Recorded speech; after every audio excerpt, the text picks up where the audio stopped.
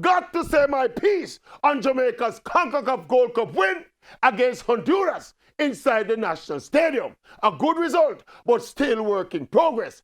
My big shout out this evening, though, is to the Jamaica Football Federation. We're begging President Ricketts and the crew, don't allow this latest bond that was re-established on Monday night between the local fans and the national team to be broken.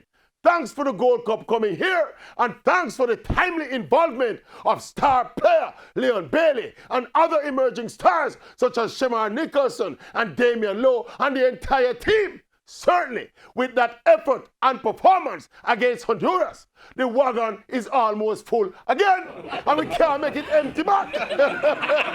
We must never allow things to get back to the point where we go 2 and 3 years without a match inside the National Stadium. There are no more excuses. Mr. Ricketts, Mr. Wint, and the crew, we know you're busy a campaign to get back in our office. And we are hearing a whole heap of things about what's been happening around the football. Things we can't mention on air.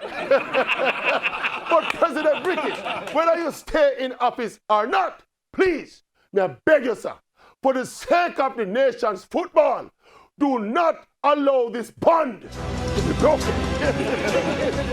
We can't break the bond. I just want